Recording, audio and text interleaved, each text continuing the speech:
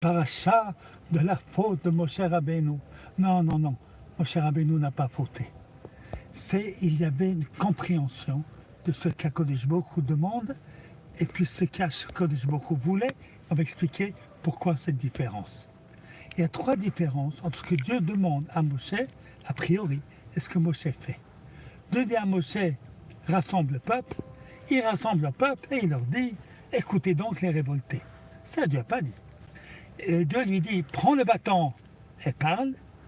Et Moshe Rabbeinu a pris le bâton et a frappé. Dieu a dit à Moshe Rabbeinu, Vishkita, tu vas donner à boire à tout le monde.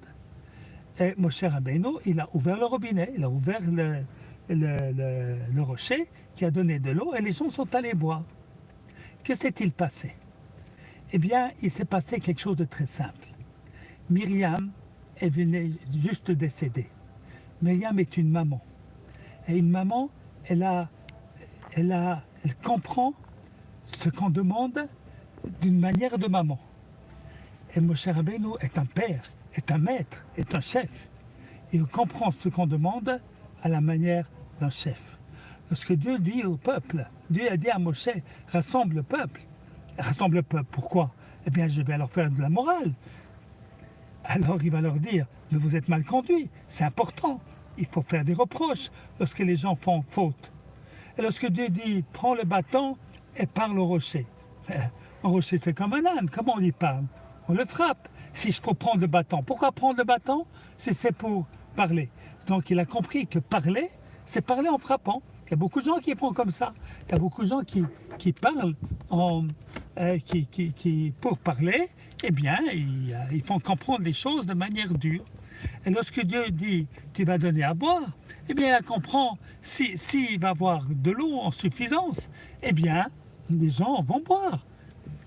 Et en fait, c'est parce que Moshe Rabbeinu, il est le guide nécessaire pour la sortie d'Égypte. Ce guide qui aime le peuple d'Israël dans tout grand amour, mais qui doit les conduire d'esclavage à la liberté, d'un monde entièrement différent, très très très difficile. Alors il faut ce chef charismatique qui donne des ordres et qui fait avancer le peuple derrière lui.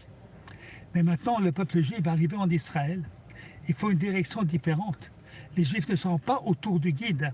Il y aura des Juifs à Beersheba, il y aura des Juifs à Dimona, il y aura des Juifs à Kiryat Shmona, il y aura des Juifs à Dan, il y aura des Juifs à Beit Sha'an, il y aura des Juifs à Tel Aviv.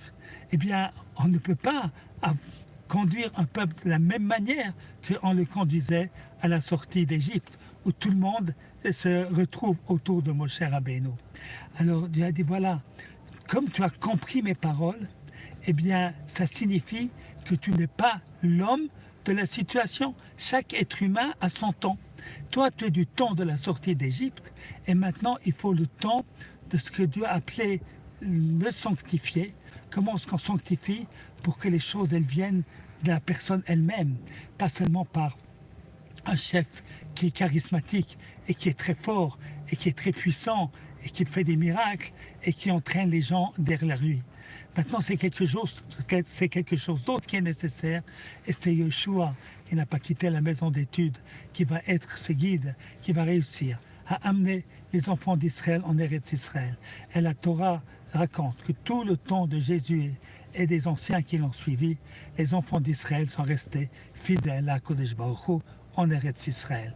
Donc chaque époque a besoin de son guide. Shabbat Shalom à tous. Voilà.